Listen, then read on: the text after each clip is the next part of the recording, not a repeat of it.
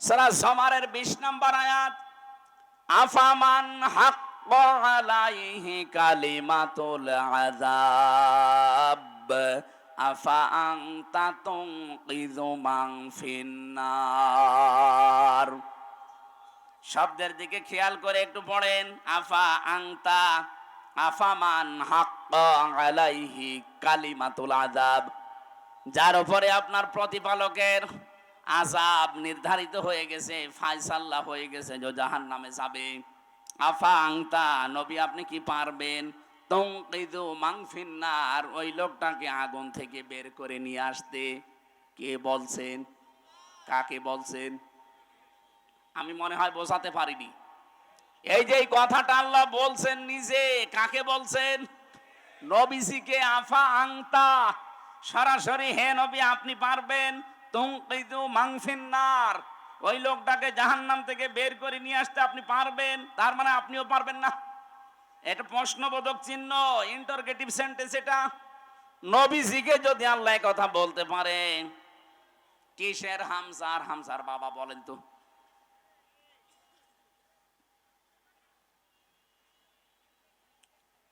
বারবার আল্লাহ কোরআনে কারিমে সেখানেই দিয়েছেন যে জাহান্নামে যাবে যারা, খালিদিনা ফিহা, চিরস্থায়ী। যেখানেই দিয়েছে জান্নাতে যাবে যারা, সেখানেও দিয়েছেন খালিদিনা ফিহা, চিরস্থায়ী। আপনি একটার অর্থ করবেন চিরস্থায়ী, আর আরেকটার অর্থ করবেন কিছুদিন পরে বের হবে, তো জীবনে গুনাহ ছাড়বে। আপনি যদি বলেন যে আমার ঈমান আছে, আর আপনার ঈমান থাকে কি করে? আল্লাহর নিষিদ্ধ কাজকে যারা বৈধতা দেয়, সঙ্গে সঙ্গে তারা বেঈমান হয়ে যায়। এই কথা বলছেন যে 10টা কারণে মানুষের ঈমান নষ্ট হয়ে যায়, ভেঙে যায়। ওযু করলে যেমন 7 কারণে ওযু ভেঙে যায়, নামাজ পড়লে যেমন 19 কারণে নামাজ ভেঙে যায়, মুসলমানের ঈমান যাদের আছে, ঈমানও 10টা কারণে ভেঙে যায়। অথচ ঈমান যে ভেঙে যায়, নষ্ট হয়ে যায়, অনেকে জানেই না। এর 9 নাম্বারের পয়েন্টে আমি পেয়েছি, যারা আল্লাহর নিষিদ্ধ কাজকে বৈধ মনে করে তাদের ঈমান ওই আবু জাহেলের মতো। আমি আশা করি বোঝাতে পেরেছি। আবু জাহেলের মতো যদি আপনিও জাহান্নামে যান, ও কি 5 বছর পরে বের হয়ে আসবে? ও যদি না আসে, আপনি আসবেন কি করে? এই জন্য আল্লাহর নিষিদ্ধ কাজগুলো যারা বৈধ মনে করেন, তারা ওই ইহুদি খ্রিস্টান বৌদ্ধ মুশরিক ওদের মতোই। কিন্তু বাকি যারা ছোটখাটো অপরাধের সাথে জড়িত, গোনার সাথে হয়তো না জেনে করেছেন অথবা শয়তানের ধোঁকায় পড়ে করেছেন, আপনার কিন্তু সময় আছে এখনো তাওবা করার। তাওবা করে যদি ফিরে আসতে পারেন, মহান আল্লাহ আপনাকে নিষ্পাপ করে দুনিয়া থেকে বিদায় দেবে। আরে ভাই, আমি এইটাই বোঝাতে চাচ্ছি যে আপনার কিন্তু সময় আছে, আপনার সুযোগ আছে। এখন আপনার হায়াত শেষ হয়ে যায়নি। আপনি অপরাধ করেছেন, সে যে অপরাধী হোক, জেনা হোক, মানুষ হত্যা হোক, ব্যভিচার হোক, চুরি হোক, ডাকাতি হোক, যার কাছে যে অপরাধ হয়ে গেছে, এখনো তো আজরাইল আমার কাছে আসেনি, এখনো পশ্চিম দিকে সূর্য ওঠেনি যে মাপ আর পাওয়া যাবে না। যাবে, মাপ পাওয়া যাবে, কিন্তু তওবা করে জীবনের মতো এই কাজ থেকে ফিরে আসা লাগবে। তাওবা করার যে শর্তগুলো আছে, 1 নম্বরে অনুশোচনা করা। 1 নাম্বার কি? বলেন বলেন, আপনি বলেন তো। এই যে 5 তারিখের আগ পর্যন্ত যারা মানুষ হত্যার সাথে জড়িত ছিল, যারা মানুষের সম্পদ আত্মসাৎ করেছে 15.5 বছর, এদের একজনকেও এখনো পর্যন্ত অনুশোচনা করতে দেখেছেন না? এদের আরো বৃদ্ধি বাড়ছে, এরা আরো প্রতিশোধ নেওয়ার নেশায় মেতে উঠেছে। আপনার অবস্থা ফেরাউনের মতোই হবে। 2 নম্বরে কি? অপরাধ করেছেন যার কাছে, স্বীকার করবেন তার কাছে, এইটাও তো পাচ্ছি না। আপনি অপরাধ করলেন হামজার কাছে, আর এখন কাবার গিলাপ ধরে চুরি করেছে, কাঁদতেছেন আমারে মাফ করে দিন। কিসের মাফ আপনার? আপনি কি আল্লাহর কাছে অপরাধ করেছেন? এই কথা বলেন না কেন? তাওবা যারা করে নিজেকে মুক্ত করতে চান, নিজেকে পরিত্রাণ দিতে চান এই অপরাধ থেকে, আল্লাহর দরবারে যেন আপনার বিচার আর না হয়, এই যদি মনে করতে চান, জীবনের মতো আত্মসমর্পণ করবেন, অনুশোচনা করবেন, অনুতপ্ত হবেন। 2 নম্বরের শর্ত, অপরাধ যার কাছে, তার কাছে গিয়ে বলবেন যে ভাই আমার ভুল হয়ে গেছে, আমি নফসের ধোকায় হোক, শয়তানের জালে হোক, দলীয় ফোরামে হোক, যে কোনো কায়দায় আপনার এই ক্ষতিটা করে ফেলেছি। এই মিথ্যা মামলা দিয়ে, মিথ্যা সাক্ষী দিয়ে আপনার ব্যবসা হয়তো আমি করতে দেইনি, বিভিন্ন কাজ আমার দ্বারা হয়েছে। এখন আমি বাঁচতে চাই, আপনার যা ক্ষতি করে ফেলেছি এই ক্ষতিপূরণ আমি আপনাকে দিয়ে দেব। কথা বুঝতেছেন? এই 15.5 বছরে যে যে ধরনের অপরাধ করেছিলেন, আপনি তো জানেন যে আপনি কি করেছেন। আপনি হয়তো মানুষ খুনের সাথে জড়িত, তাহলে যাকে খুন করেছেন তার পরিবারে গিয়ে বলবেন আমার কারণে আপনার এই ছেলেটা হারিয়েছেন, আপনি এখন কি চান? সে যদি বলে আমার 1 কোটি টাকা দেওয়া লাগবে, আপনি 1 কোটি টাকা তার ক্ষতিপূরণ দিয়ে মাপ নেবেন। সে যদি বলে না টাকা দেওয়া লাগবে না, আমি আপনি মাফ করে দিলাম, তাহলে মাপ পেয়ে গেলেন। তাছাড়া 50 বছর জেল খাটলেও আপনার মাপ নেই। এই যে বাংলাদেশে যে সিস্টেমটা, মানুষ হত্যা করলে তারে ফাঁসি দেওয়ার আদেশ দেয়, ফাঁসি থেকে শেষে আসে লাইফ সাপোর্টে। লাইফ সাপোর্ট মানে 30 বছর, 30টা বছর জেল খাটলে তার মাফ বাংলাদেশের আইনে। আল্লাহর আইনে তো এইটা নেই। আল্লাহর আইনে পদ্ধতি 2টা। কেউ যদি কাউকে হত্যা করেন, মেরে ফেলেন বিনা অপরাধে, বিনা কারণে, 1 নম্বরে তার যারা গার্জিয়ান আছে, তার মা বাবা, স্ত্রী, সন্তান, তাদের কাছে গিয়ে বলা লাগবে যে ভাই আপনারা কি চান। তারা যদি বলে আমার ক্ষতিপূরণ দেন, এটা আমাদের কর্মক্ষম ছিল, এর কর্মে আমরা চলতাম, তাকেই মেরে ফেলেছেন, সুতরাং আপনি 5 লাখ টাকা দেন, আপনি 5 লাখ টাকা দেবেন তাকে। এরপরে যদি বলে ঠিক আছে যান মাফ করে দিলাম, আপনি মাফ পেয়ে গেলেন। 2 নম্বরেও যদি বলে না আমরা এগুলো মানি না, আপনাকেও আমরা মেরে ফেলতে চাই, রাষ্ট্রের মাধ্যমে আপনাকেও মেরে ফেলা লাগবে। এই 2টা পদ্ধতি ছাড়া পৃথিবীতে কোনো পদ্ধতি নেই এই খুনের অপরাধ থেকে মাপ পাওয়ার। অথচ আজ কত সহজেই অনেকে মাপ পেয়ে যাচ্ছে শুধু আস্তাগফিরুল্লাহ পড়ে। সেটারে করা জায়গা পান না। আপনি তো আস্তাগফিরুল্লাহ পড়ছেন আল্লাহর কাছে, আস্তাগফিরুল্লাহ কি কেউ মানুষের কাছে পড়ে? কার কাছে বলেন বলেন? আরে ভাই আপনি তো আল্লাহর কাছে দোষ করেননি। হ্যাঁ, আল্লাহর কাছে যদি নামাজ পড়ে না থাকেন, রোজা না রাখেন, ফরজ হজ না করেন, তাহলে ওনার কাছে মাফ চান। উনি ইচ্ছা করলে মাফ করতেও পারে, শাস্তিও দিতে পারে। কিন্তু আপনি অপরাধ করলেন হামজার কাছে, আগে হামজার কাছে যান। আমার জীবন থেকে 3টা বছর আপনি নষ্ট করেছেন। আমার বাবার 30 লাখের উপরে টাকা আপনি খেয়েছেন, আগে এই ক্ষতিপূরণ দেন।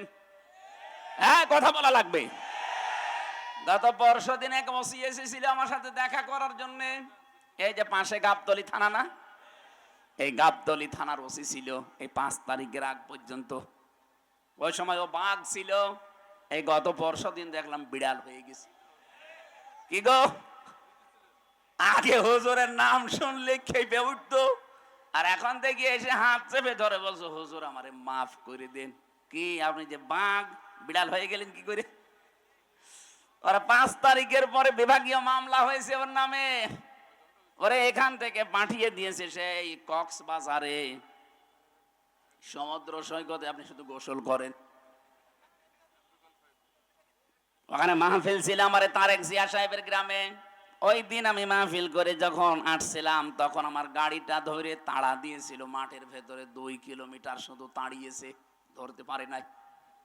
কিন্তু গাড়িটা আটকানোর পরে ড্রাইভার আর একজন ছিল, তারে নিয়ে বলছে গাড়ি ছেড়ে দিতে পারি। 1.5 লাখ টাকা চেয়েছিল, পরে 1,13,000 টাকা দিয়ে গাড়িটা ছেড়ে দেওয়া। ওটা মাওলানা আব্দুল বাড়ির রশিদ আছে একজন ওই হুজুরের গাড়ি। আমারটা, ওনারটা, আরো একজনের, 3 জনের গাড়ি আটকিয়েছিল। এই দিন এসে এই সিরাজগঞ্জ গোল চত্বরে এসে দেখা করে বলছে হুজুর আমারে মাফ করে দিন। আমি মাফ করে দিতে পারি, আমার অসুবিধা নেই মাফ করতে, কিন্তু আগে টাকা ফেরত দিন। হ্যাঁ, অসুবিধা কি, আপনি টাকা ফেরত দেন, মাফ নিয়ে চলে যান। টাকা দেবেন না, শুধু মাফ করে দেন, ইয়ার কি মারা যায় কেমন না? 15.5 বছরে আপনার জন্য কত মানুষ এই বাজারে ব্যবসা করতে পারে নাই, কত মানুষকে বিনা কারণে মিথ্যা মামলা দিয়ে ধরিয়ে দিয়েছেন, মিথ্যা সাক্ষী দিয়ে জেল খাটিয়েছেন। এখন যে যদি মাফ করে দেন, কিসের মাফ? এই যে ক্ষতি করে দিলেন 10 লাখ টাকার, আগে এই টাকা ফেরত দেন। আমি তো মাফ করব তখন যখন আমার বাবার 30 লাখ টাকা পাবো, আর 3 বছর আপনি জেলে থাকবেন। আমরা সবাই এরকম মাফ চাই না? তাহলে বাংলাদেশ ভালো হবে। আগামীতে যারা চেয়ারে বলবে, বলবে দরকার নেই, শুধু আস্তাগফিরুল্লাহ হবে না, টাকা ফেরত দেওয়া লাগবে ওসির মতো। ওসি এখন দেখি প্রতিদিন যোগাযোগ করছে বাড়ি ভাইয়ের সাথে। আজকেও আমার সাথে দেখা হয়েছিল, বলছে ভাই কি করবো, বারবার বলছে তখন 6-9 করেছে, সে টাকা তো গেছে গেছে, আপনি মাফ করেন। কিসের মাফ গো, আগে টাকা দেন এরপরে মাফ চান। আমি মনে হয় কথা বোঝাতে পেরেছি। সুতরাং এই কাজগুলো যারা করেছেন, 2 নাম্বার তো এইটা। 3 নাম্বার, জীবনে আমি আর এরকম কাজ কোনোদিন করব না, এরকম অটল সিদ্ধান্ত নিয়ে টিকে থাকা, এর নাম তাওবা। তাহলে আপনাকে কিয়ামতে আল্লাহ এই বিচার আর করবে না, দুনিয়ায় মাফ করে দেবে। জোরে বলেন সুবহানাল্লাহ। আল্লাহ আমাদেরকে যেন এইভাবে দুনিয়ার জীবন চালানোর তৌফিক দেন, বলেন আমিন। আজকে আমরা যে তেলাওয়াত করেছি, একটা পরিচিত আয়াত, 5টা বিষয়ের ভেতরে লুকিয়ে আছে। আমরা তাফসীর আকারে ওই 5টা বিষয় সামনে খোলাসা করব, তাহলে বুঝবেন যে আয়াতের উপরে আপনি আছেন কিনা। সূরা বাকারা 208 নাম্বার আয়াত। আজকের বাংলা অর্থ হচ্ছে প্রবেশ করো। কি করো? বলেন বলেন। কোথায় প্রবেশ করবেন? থানাতে, হ্যাঁ, আদালতে, এই স্কুলে? কোরআনে কারীম বলছে ইয়া আইয়ুহাল্লাযীনা আমানু, ওহে যারা ঈমানের দাবি করো তাদেরকে বলছি, উদখুলু ফিস সিলমি কাফা, তোমরা ইসলামে প্রবেশ করো পরিপূর্ণভাবে। আংশিক না, অর্ধেক না, পরিপূর্ণভাবে প্রবেশ করো। ওয়ালা তাত্তাবিউ খুতুওয়াতিশ শাইতান, শয়তানের পদাঙ্ক অনুসরণ করবা না। ইন্নাহু লাকুম আদুউম মুবিন, অবশ্যই সে তোমাদের সকলের প্রকাশ্য শত্রু। এটা বাংলা অর্থ ছিল। এবার সে আয়াতের ব্যাখ্যায় যাচ্ছে। এই পৃথিবীর ময়দানে কোন মানুষ যদি চায় যে আমি ইসলামে পরিপূর্ণ প্রবেশ করতে চাই, আমার কি আসলে পরিপূর্ণ প্রবেশ করা হয়েছে, ও যদি মনে করতে চাই দেখি আমি পরিপূর্ণটা করেছি কিনা, তাহলে 5টা বিষয় যদি আপনার এই বাস্তব জীবনে থাকে, আপনি বিশ্বাস করবেন হ্যাঁ আমার পরিপূর্ণ প্রবেশ হয়েছে। 1 নম্বরে আত্মসমর্পণ। 1 নম্বরে কি? 1 নম্বরে আপনাকে আত্মসমর্পণ করা লাগবে। 2 নম্বরে ইখলাস। 3 নম্বরে লেনদেনের মুআমালাত, মুআশারাত যেটা বলা হয়, এটা আপনার ঠিক থাকা লাগবে। 4 নম্বরে বিশুদ্ধ আকীদা লাগবে। 5 নম্বরে উত্তম চরিত্র লাগবে। এবার আসেন, এই 5টা বিষয় যদি আপনার জীবনে মেনে নিতে পারেন, তাহলে আপনি বিশ্বাস করতে পারেন যে হ্যাঁ এই আয়াত আমি মানতেছি, আমি ইসলামে পরিপূর্ণ প্রবেশ করেছি। আর যদি দেখেন না 4টা আছে, 1টা নেই, তাহলে এখন আপনি ইসলামে পরিপূর্ণ প্রবেশ করেননি, এই আয়াত আপনার মানা হয়নি। কিয়ামতে এই আয়াতই আপনার বিরুদ্ধে দাঁড়াবে। বলেন নাউজুবিল্লাহ। এখন যে আদেশগুলো আসতেছে, আদেশগুলো কার? আরো জোরে বলেন কার? আল্লাহ পাক আদেশ দিচ্ছেন প্রথমেই আত্মসমর্পণ করো। এটা কার কাছে করবেন, কিভাবে করবেন? আমাদেরকে যিনি শিখিয়েছেন, এটা সূরা বাকারার 131-32 নাম্বার আয়াতে এই তথ্যগুলো আছে। রব্বুল আলামিন বলেন, ইয ক্বালা লাহু রাব্বুহু আসলিম ক্বালা আসলামতু লিরাব্বিল আলামিন। সন্তানেরা শেখে তার বাবার কাছ থেকে, তার দাদার কাছ থেকে। আমরা যেহেতু এই পৃথিবীতে হযরতে আদম আলাইহিস সালাম আমাদের আদি পিতা, আর আমাদের জাতির পিতা ইব্রাহিম, কথা বলেন না কেন? মুসলিম জাতির পিতাকে আমাদের বাবা তিনি, সেই হিসাবে আমরা মুসলিম জাতির পিতা হিসাবে ইব্রাহিমকে যারা মেনে নিয়েছি, তাদের অবশ্যই উচিত তাদের বাবার কাছ থেকে আত্মসমর্পণ শেখা। তিনি গাছের মাথায় বসে কোড়াল দিয়ে কাঠ কাটছিলেন, আল্লাহ পাক ফেরেশতা পাঠিয়ে বললেন আসলিম ইয়া ইব্রাহিম, হে ইব্রাহিম আত্মসমর্পণ করো। তিনি ওখান থেকেই বলেছিলেন মাবুদ এই জায়গায় আত্মসমর্পণের কি আছে? আল্লাহ পাক বলেন এখানে আমার একটা বিধান আছে, সেটা তোমার জন্য সুন্নাহ, আদর্শ হয়ে থাকবে। তোমার ওখানেই বসে খাতনা করো কোড়াল দিয়ে। গাছের মাথায় তিনি খাতনা করে বলেছিলেন, ক্বালা আসলামতু লিরাব্বিল আলামিন, মহাবিশ্বের প্রতিপালক যিনি, আমি তার কাছে আত্মসমর্পণ করলাম। এই দিন থেকে শুরু হয়েছে, এই তাকান, আমাদের জাতির পিতা হযরত ইব্রাহিম আলাইহিস সালাম, এই দিন থেকে শুরু হয়েছে কিয়ামত পর্যন্ত তার সন্তান হিসাবে আমরা যারা দাবি করি, 50টা জিনিস মানা লাগে জীবনে ইব্রাহিম নবীর। তার ভেতরে এইটা একটা, যে আমরা খাতনা করি। আমরা যারা তার সন্তান হিসাবে দাবি করি, মুসলমান হিসাবে, ইব্রাহিম নবীর একটা সুন্নাহ আদর্শ খাতনা করা। এটা আমরা করি না? এখন কথা বলে না কেন? ইব্রাহিম নবীকে যারা মানে না তারা কিন্তু করে না। আমরা এই জন্য হাফ হাতা আর ওরা ফুল হাতা। কথা বলছে না কেন? ফুল হাতা না? আমার ছেলের প্রথম যাওয়ার পরে যাকে পেয়েছিলাম, দেবদুলাল, এই ছেলার, ওকে দেখলেই কয়েদিরা বলতো ফুল হাতা আসতেছে। ফুল হাতা মানে মুসলমানই দেয়নি। আর আমরা যারা মুসলমানি দিয়েছি, আমরা কি ফুল হাতা না হাফ হাতা? হাফ হাতা। এটার দ্বারা বিজ্ঞানের অনেকগুলো উপকার আছে। আজ অনেক হিন্দু পর্যন্ত গোপনে গোপনে ডাক্তারকে দিয়ে আগা কেটে ফেলছে। কেন? কারণ এটা যতক্ষণ পর্যন্ত এই যে বোঝা অবস্থায় থাকবে, এর ভেতরে অনেক জার ময়লা মাটি তৈরি হবে, অনেক অসুখ বিসুখ হওয়ার সম্ভাবনা বেশি। এটা যখন খোলা থাকবে ততক্ষণ পর্যন্ত আপনার অসুখ বিসুখ ময়লা মাটি ওখানে আটকাবে না। আরো বাকি যেগুলো আছে এই পরিবেশে বলার মতো না, বললাম না? যতগুলো উপকার করেছেন হযরত ইব্রাহিম আলাইহিস সালাম আমাদের সন্তান হিসাবে, তার ভেতরে এইটা একটা, মানে খাতনা করেছিলেন।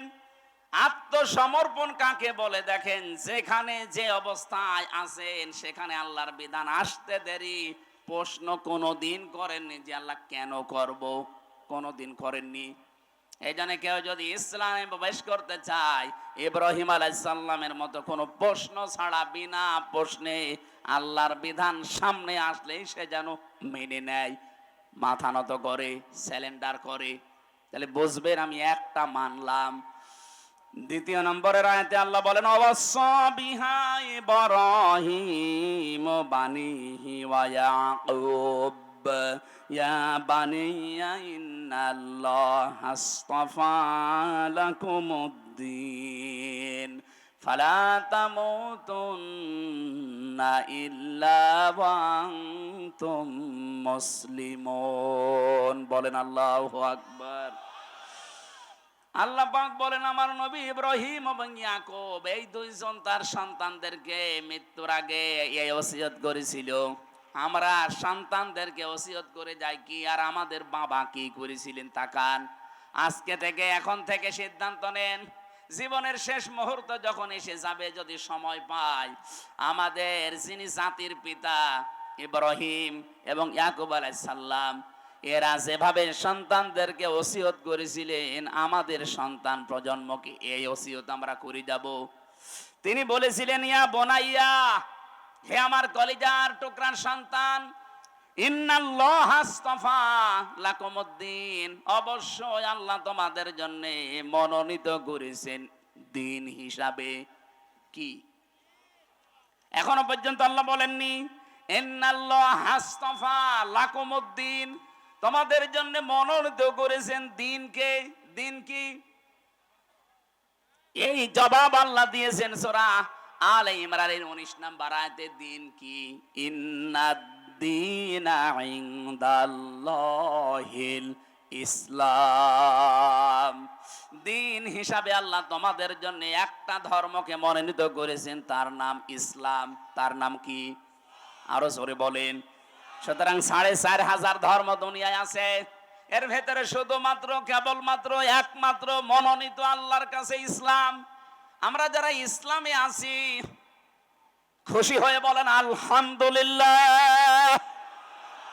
আর একবার বলেন আলহামদুলিল্লাহ। জবান ছেড়ে যারা ইসলামে আছেন তারা বলেন আলহামদুলিল্লাহ।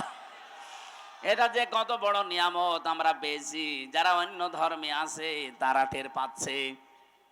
পৃথিবীর প্রত্যেকটি ধর্মে আজ শান্তির নামে অশান্তি চলছে, শুধুমাত্র ইসলাম এই ধর্মের ভেতরে অশান্তির কোনো বাক্য নেই। যেখানে যাবেন সেই জায়গায় শুধু শান্তি। এমনকি ঘরটা, কোন মেয়ে লোক যদি তার স্বামীর জন্য নিজের ঘরটাকে শান্তিপূর্ণ করে রাখতে পারে, কোলাহল মুক্ত, নয়েজ মুক্ত, গোলমাল মুক্ত, আওয়াজ মুক্ত রাখতে পারে, মানে হয়তো লাভ মনে করে, ইন্টারেস্ট মনে করে নিচ্ছে, অথচ এটা সুদ। আসতে বলেন, এই সুদ যারা খাচ্ছেন তারা মায়ের সাথে অলরেডি জিনা করে আসলেন। আপনি হয়তো না জেনে করছেন, এখন তো জানলেন। কি কথা বলে না কেন? অনেক মানুষ কিন্তু এখন কানের ভেতরে হয়তো আঙ্গুল দিয়ে আছে, অথবা এদিক ওদিকে তাকিয়ে আছে, ওর ধান্দা আছে আমি জানি না তাই মানি না। দাঁত খুলে ফেলবে আল্লাহ। জানেন না মানে? ইসলামের কোন বিধান যদি কেউ জানে কিন্তু মানে না, তার একটা গুনাহ হবে, কারণ সে জানার ফরজ আদায় করে ফেলেছে, মানার ফরজ তার আদায় হয়নি। গুনাহ হবে কয়টা? আরো জোরে এই জবাব দেন। ইসলামের কোন বিধান আপনি জানেনও না, মানেনও না, আপনার ডবল গুনাহ হবে। আপনি জানেনও না একটা গুনাহ, মানেন না আর একটা গুনাহ। আপনি জানেন না কেন? সুতরাং আজকে তো অলরেডি যেভাবেই হোক, কানে আঙ্গুল দিয়ে হোক, এদিকে ওদিকে তাকিয়ে হোক, বুঝে শুনে ফেলেছেন যে টাকা ছেড়ে রাখে টাকা আসে, এটা সুদ। জানেন না? অন্তত এখন তো জানলেন। এটা জানার পরে তো এখন বিশ্বাস করতে পারেন নবীর এই কথা আছে, মায়ের সাথে কিন্তু জেনা করার গোনা উঠতেছে আমল নামায়। আপনি না খেয়ে মরে যান, তাও এই কাজে এখন থেকে আর থাকা যাবে না। এই যে এই গোবিন্দগঞ্জ বাজারে বহু দোকানদার আছে, নামাজও পড়ে, রোজাও রাখে, হজও করে এসেছে, অথচ দোকানে দোকানে টাকা ছেড়ে রেখেছে, মাসে মাসে 200 টাকা করে লাভ হয়। এটা ছেড়ে দেওয়া লাগবে। কারা কারা সত্যি ছেড়ে দেবেন হাত তোলেন তো। এত মানুষ সুদ খায় এলাকায়, নাউজুবিল্লাহ। এই দাড়িওয়ালা মানুষ, আপনাকে বুঝে শুনে হাত তুললেন নাকি আন্দাজে? আন্দাজে, ঠিক আছে, বুঝে শুনে হাত তুলবেন, আন্দাজে হাত তুলবেন না।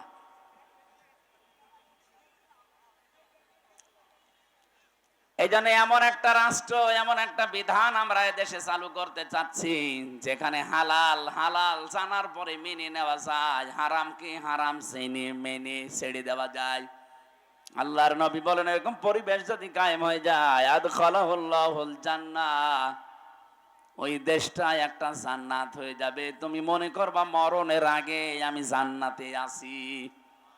অশাফাআহু ফি আশারাতিন মিন আহলি বাইতিহি কুল্লুহুম ক্বাদ ওয়াজাবাত লাহুন নার।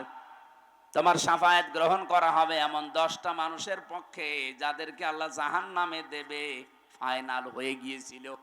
এমন মানুষের পক্ষে সুপারিশ করে আপনি জান্নাতে নিয়ে আসতে পারবেন। এখানে আলেম যারা আছেন তাদেরকে বলছি, আপনাকে জাহান্নামে দিয়ে দেওয়ার পরে ওখান থেকে আল্লাহ বের করে নিয়ে আসবে, এ কথায় হাদিসের ভাষায় নেই।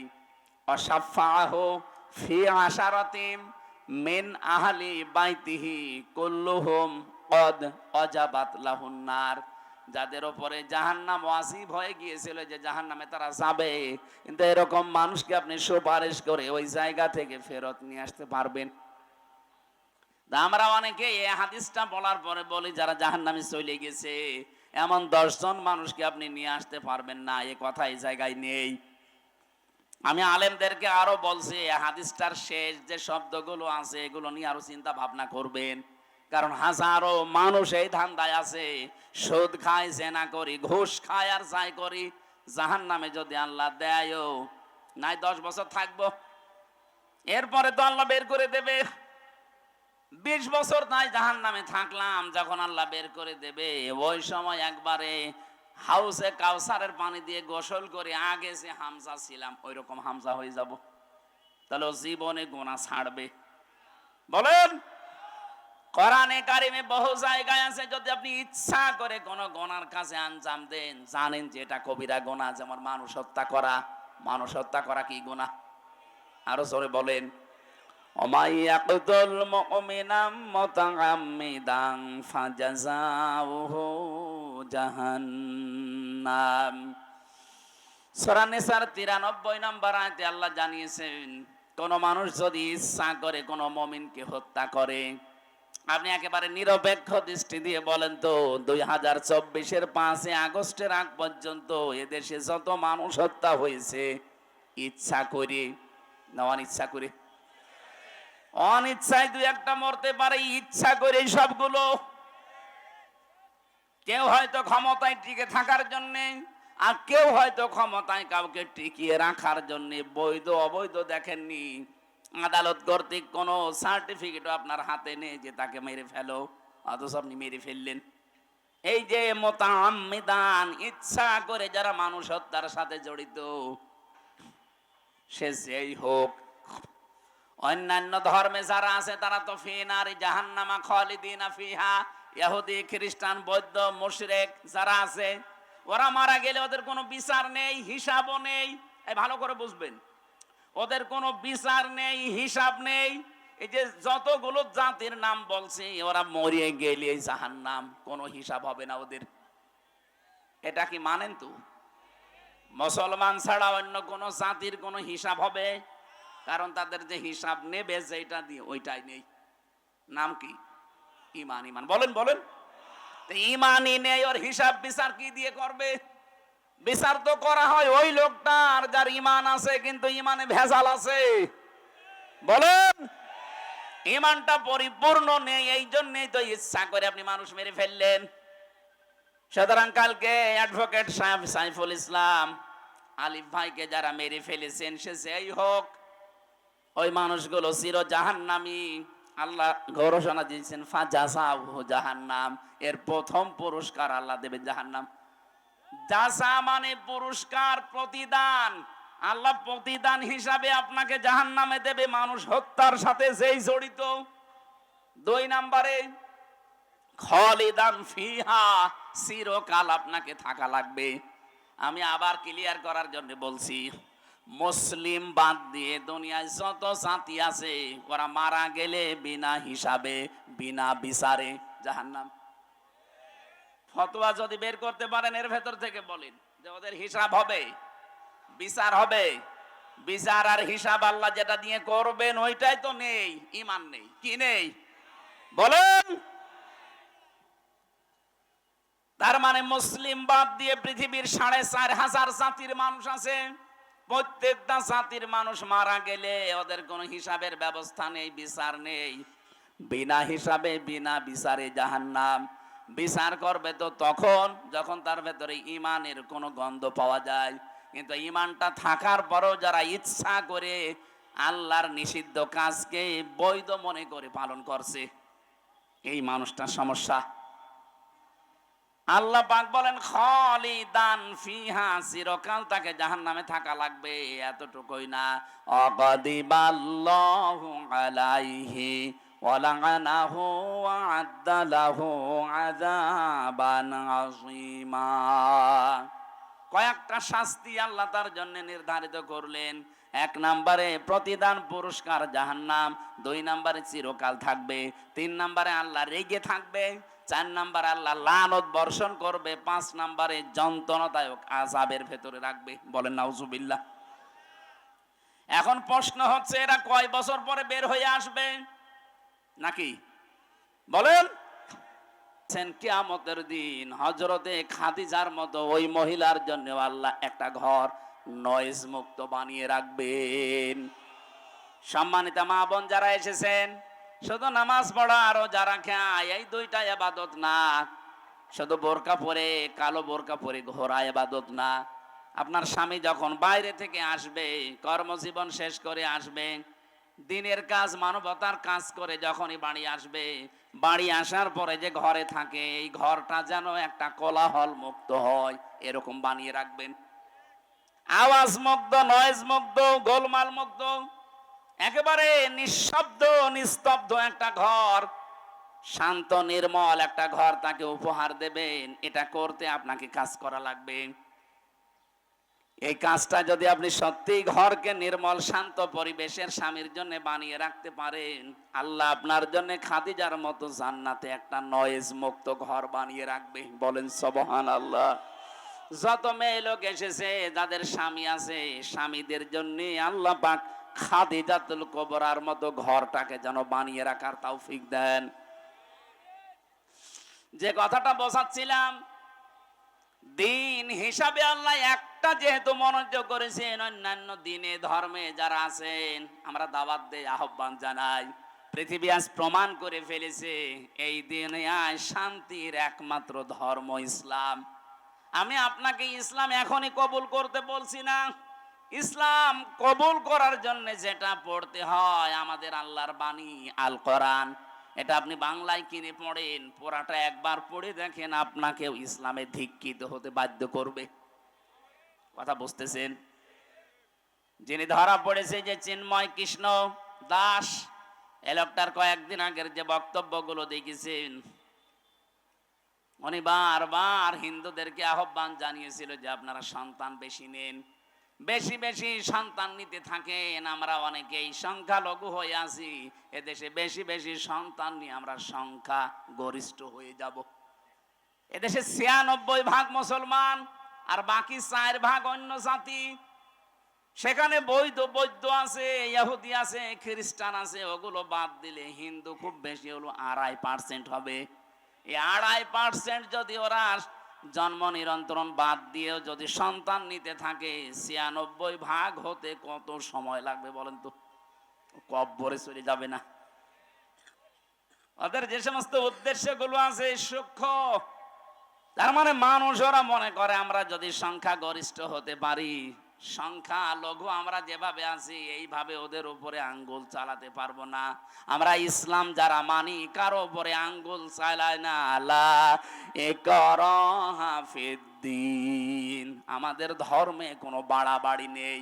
যদি বাড়াবাড়ি থাকতো এই ভারতবর্ষে একটাও হিন্দু খুঁজে পাওয়া যেত না। ১-২ দিন আমরা শাসন করি না, বছরের পর বছর এই পুরা ভারতবর্ষ আমরা মুসলমানেরা শাসন করেছিলাম। যদি আমাদের ধর্মে সত্যিই বাড়াবাড়ি থাকতো, কাড়াকাড়ি থাকতো, একটা হিন্দু বেশি থাকতো না। বিশেষ করে স্বাধীনতার পর থেকে ২৪ সালের আগস্টের ৫ তারিখের পরে যে অবস্থা হয়েছিল, এই দেশের মুসলমানেরাই দায়িত্ব নিয়ে মন্দির পাহারা দিয়েছে। যদি আমাদের ধর্মে মন্দির ভাঙা থাকতো তাহলে একটা মন্দিরও এরপরে খুঁজে পেতেন না। আমরা আরো পাহারা দিয়েছি, এমনকি দেবতাকে গালি দেওয়া পর্যন্ত আমাদের ধর্মে নিষেধ। ওয়ালা তাসাব্বুল্লাযিনা ইয়াদউনা মিন দুনিল্লাহ, যারা আল্লাহ বাদে অন্য কাউকে ডাকে ওদের দেবতাকে গালি দিবা না। কে বলছেন? বলেন। পৃথিবীর সবচাইতে বড় পরধর্ম সহিষ্ণু জাতি এই মুসলমান। এই জন্য ভারতবর্ষে এখনো হিন্দু আছে, ওরা জোর করে জয় শ্রীরাম বলায়, অথচ আজ পর্যন্ত জোর করে কালেমা পড়নাই মেরে ফেলবো কোন ইতিহাস এই পৃথিবীতে আমার জানা নেই। আপনার জানা থাকলে বলেন তো। আপনি বিশৃঙ্খলা তৈরি করার জন্য, সূক্ষ্ম ষড়যন্ত্র করার জন্য যাদের প্রলোভনে কাজগুলো করছেন আপনারা থামবেন। এই বাংলাদেশে এখন যে অবস্থায় আছি, সত্যি কথা বলছি, এটা কিন্তু ইন্ডিয়া না, এটা বাংলাদেশ। এখানে কোন ষড়যন্ত্র আর এদেশের ৯৬% মুসলমান সফল হতে দেবে না। সে গোপনে করেন আর প্রকাশ্যে করেন, যতক্ষণ পর্যন্ত আমাদের মুসলমানেরা মুনাফিকি না করবে।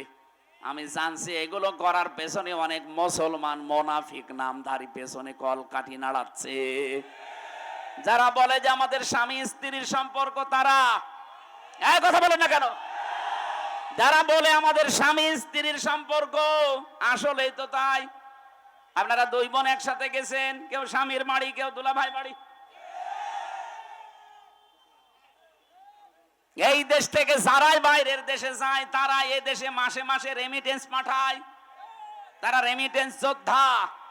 আজ ৩ মাস হয়ে গেল ২ বোন গেছেন, একটা টাকাও পাঠান না। আমরা কি করে চলবো? আশা করছে টাকা পাঠাবেন। আমরা চাই না যে টাকা পাঠাক। ২ বোন মিলে, কেউ দুলাভাইয়ের বাড়ি, কেউ স্বামীর বাড়ি, অন্তত পকেট মারা টাকাগুলো তো পাঠানো যায়। আমরা জামা রাখলে আমাদের জামার পকেটে টাকা থাকে না, তা আপনারা কি করছেন? অনেকে তো দোলাভাইয়ের পকেটও মারে।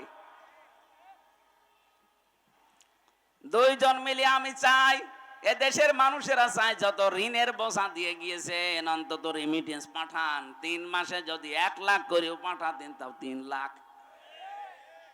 একটা টাকাও আমরা এখনো পাইনি। আমরা ঋণের বোঝায় জর্জরিত, আর আপনি বসে বসে চা খাবেন আর ষড়যন্ত্র করবেন। এ দেশের মানুষ কিন্তু 2024-এর 5 আগস্টে আর নেই। এক কথা বলুন, এখন কি নভেম্বর মাসের 27 তারিখ চলছে, আর 1 মাস 3 দিন পরে দেশের চিত্রই পাল্টিয়ে যাবে। 25 সালে যাব আমরা। আর আমার মনে হচ্ছে বাংলাদেশ 25 সালে যাবে কোরআনের হাতে দেশ আল্লাহ দিয়ে দেবেন। এ দেশ কোরআনের হাতে যাক, আমরা চাই না। ডাক্তার আব্দুর রহিম সরকার কোরআনে কারিম বুকের ভেতরে নিয়ে সংসদে যাবে, এটা চান কিনা? কারা কারা চান দেখি? লিল্লাহি তাকবীর।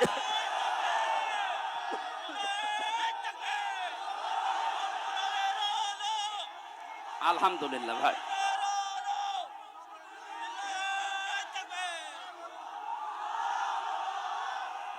ঠিক আছে ভাই, কথাগুলো যেন ঠিক থাকে। হযরতে ইব্রাহিম, হযরতে ইয়াকুব, দুইজন নবী তাদের মরণের আগে সন্তানদেরকে বলেছিলেন, আল্লাহ তোমাদের জন্য নির্বাচিত করেছেন, মনোনীত করেছেন ধর্ম হিসাবে ইসলামকে। কাকে? আমাইয়াবতাগি গায়রাল ইসলামি দীনান ফালা ইয়াকবাল মিন। দুনিয়াতে ইসলাম বাদ দিয়ে অন্য কোন ধর্ম যদি কেউ তালাশ করে, জীবনেও তার কোনো ইবাদত বন্দেগী কবুল হচ্ছে না, হবে না।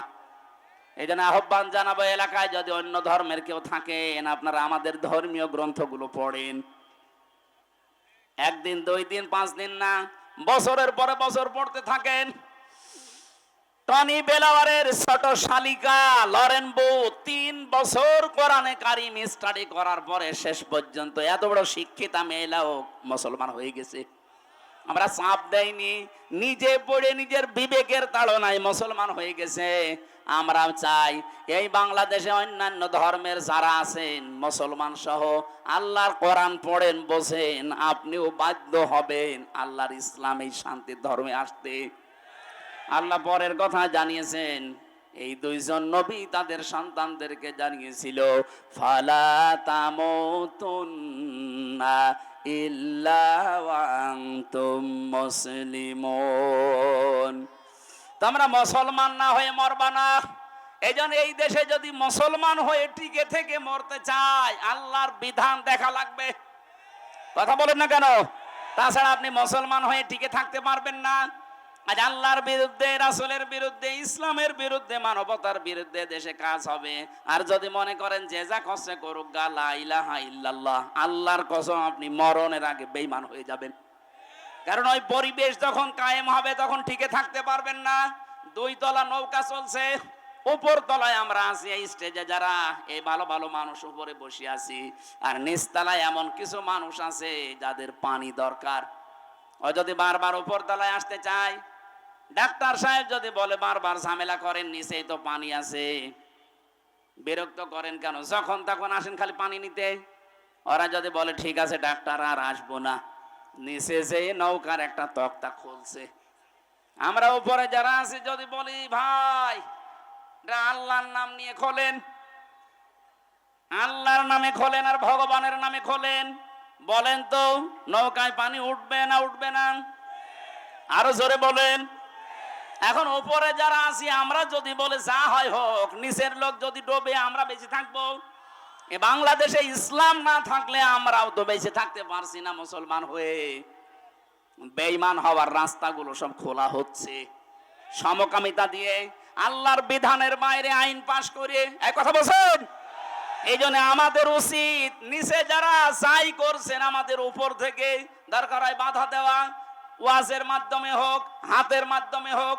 যদি বাধা শুনতে না চান, দরকার হয় আপনাকে মারধর করব। এরপরও যদি না শুনতে চান, দরকার হয় বেঁধে রাখবো। এরপরও যদি নড়াচড়া করেন মেরে ফেলবো। তারপরও আমি নৌকার তলা খুলতে দেব না। পানি উঠলে আপনি শুধু মরবেন না, আমারও মারবেন। এদেশে সমকামিতা চালু হলে জর্ডানের মতো দেশটা ডেড সি হয়ে যাবে, মৃত সাগর। কারণ এটা আল্লাহর নিষিদ্ধ কাজ। পুরো আল্লাহর সিস্টেমই পাল্টিয়ে ফেলেছে। পুরুষে পুরুষে বিয়ে। গত পরশুদিন কুষ্টিয়ায় 2 মহিলা এরা আন্দোলন করেছে এক জায়গায়। ওরা বলছে আমরা মহিলায় বিয়ে যদি না দেন আমরা 2 জনেই মারা যাব। কোথায় পৌঁছিয়েছে চিন্তা করেছেন? এই জন্য আমরা চাই নিষিদ্ধ কাজ এই দেশে বন্ধ হোক। আল্লাহর বৈধ কাজগুলো আমরা ইসলামের মাধ্যমে জারি করি, তাহলে মুসলমান হয়ে মরা সহজ হবে। আরে মরব তো 2 দিন আগে 2 দিন পরে, কিন্তু আমরা বেঈমান হয়ে মরতে চাই না। মরতে চাই ইব্রাহিম নবীর মতো মুসলমান হয়ে। আল্লাহ আমাদের তৌফিক দিন, বলেন আমিন। দ্বিতীয় নম্বরে, আপনি যদি দেখেন আমি ইসলামে প্রবেশ করছি, আপনার ইখলাস লাগবে। ইখলাস কি?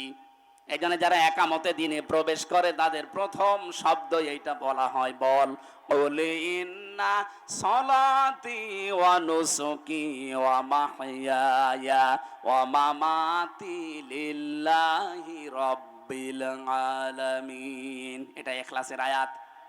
আমি যা করব কার জন্য? আমার বেঁচে থাকা আল্লাহর জন্য, মরে গেলেও আল্লাহর জন্য, আমি নামাজ পড়লো আল্লাহর জন্য, রোজা রাখলে আল্লাহর জন্য, কোরবানি ত্যাগ তিতিক্ষা যা সহ্য করছি সব আমি আল্লাহর জন্য। 3 নম্বরে আমার বিশুদ্ধ আকীদা দরকার। আজ বাংলাদেশে একটা মাসলুম দলের উপরে এই ট্যাগটা লাগিয়েছে, আমাদের নাকি আকীদা ঠিক নেই। এটা ডাহা মিথ্যা কথা। এই বাংলাদেশে আকীদা যদি ঠিক থাকে, যাদের দলে ফাঁসি বেশি, যাদের দলে জেল বেশি, যাদের দলে জরিমানা বেশি, যারা বাড়ি থাকতে পারে না 24 ঘন্টা যারা আতঙ্কে ছিল, তারা আকীদাওয়ালা মানুষ। আপনারা এত আকীদা ভালো, একটু ফাঁসির দড়ির কাছে যেয়ে বলেন তো আমার আকীদা ভালো যান। যারা ফাঁসির দড়ি গলায় নিয়ে পর্যন্ত বলেছে না তাহাসান ইন্নাল্লাহা মা'ানা, কোন চিন্তা নেই, আমরা একা না, আমাদের সাথে কে আছে। এর চাইতে আবার কি বিশুদ্ধ আকীদা লাগবে আপনার? 4 নম্বরে উত্তম চরিত্র লাগবে। এদেশে উত্তম চরিত্রে উত্তীর্ণ হয়ে গেছে একামতে দিনের দায়িত্বে যারা আছে তারা। এটা প্রমাণিত, পরীক্ষিত, আর কিছু বললাম না। 5 নম্বরে লেনদেনে স্বচ্ছতা, এইটাও একামতে দিনের কর্মীদের ভেতরে। বহু মানুষকে একামতে দিনের বাইরে যারা আছে দেখেন, টাকা দিলে মনে করো নিজের টাকা, এক কথা বলে না কেন? আর এই মানুষগুলোর লেনদেন এত স্বচ্ছ, এই ঝঞ্ঝা বিক্ষুব্ধ বাংলাদেশে, এরপরেও যদি আপনি মানুষ খুঁজে না পান, এই যে 5টা বললাম, আমি আবার বলছি। 1 নম্বরে আত্মসমর্পণ করা লাগবে। কার সামনে? আরো জোরে বলেন। 2 নম্বরে ইখলাস লাগবে। প্রতিটি শব্দের ব্যাখ্যা ছিল, লক্ষ লক্ষ কথা আমি তাফসীর থেকে তুলেছিলাম। 3 নম্বরে আপনার বিশুদ্ধ আকীদা লাগবে। 4 নম্বরে উত্তম চরিত্র লাগবে। 5 নম্বরে লেনদেন স্বচ্ছ হওয়া লাগবে। এই 5টা যদি দুনিয়ায় দেখাতে পারেন, বুঝবেন আমি এই আয়াতে পরিপূর্ণ প্রবেশ করেছি। বলেন সুবহানাল্লাহ। আল্লাহ আমাদের তৌফিক দিন। আমার লিখিত যে বইগুলো আছে, আপনারা যে আর যাওয়ার সময় নিয়েছেন, 2-1টা বই হয়তো ওই যে ওই সোজাসুজি আছে গাড়িতে, ওই সাদা গাড়িতে আছে। আমি জেলে বসে এত কষ্ট করে লিখলাম, আপনারা নেবেন না, পড়বেন না। যে আদম আলাইহিস সালাম তার স্ত্রীকে বিয়ের জন্য দেনমোহর দিতে হবে, তাফসীর কি সত্য না মিথ্যা? সত্য মানে 100% সত্য। আতুহুন্না উজুরাহুন্না ফারিদা, এটা সূরা বাকারার 34, 33, 34 না কত আয়াতের তাফসীরে আছে, তাবারির ভেতরে পাবেন। এখন আর সময় নেই। আল্লাহুম্মা আমিন। লা ইলাহা ইল্লা আনতা সুবহানাকা ইন্নী কুনতু মিনাজ জালিমিন। আল্লাহ তাআলা উদখুলু ফিস সিলমি কাফা, পরিপূর্ণ ইসলামে প্রবেশ করার জন্য তুমি আমাদেরকে আদেশ দিয়েছো। যেই 5টা বিষয় থাকলে পরিপূর্ণ আদেশ মানা যায়। আল্লাহ আলামত হিসাবে যে 5টা বিষয় বলেছি, আমাদের জীবনে তুমি সেট করে দাও। এই আয়োজনে যদি সওয়াব দিয়েই থাকো, কিসের উদ্যোগে জানো? দারুল ফুরকান ট্রাস্ট, এটা কিয়ামত পর্যন্ত তুমি এই দেশে কায়েম করে দাও। বিশেষ করে গোবিন্দগঞ্জ গাইবান্ধার জন্য এটা নিয়ামত বানিয়ে দাও। দারুল ফুরকান ট্রাস্টকে আল্লাহ তুমি নিজে পরিচালিত করো। এর মাধ্যমে যত সামাজিক এবং পারিবারিক যে উন্নয়নমূলক যে কাজগুলো তারা করে, আল্লাহ সবগুলো তোমার দ্বীনের জন্য, মানবতার জন্য কবুল করে নাও। আজকের এই মাহফিলটা তুমি মঞ্জুর করো। মা বোন যারা এসেছে এদেরকে খাদিজার মতো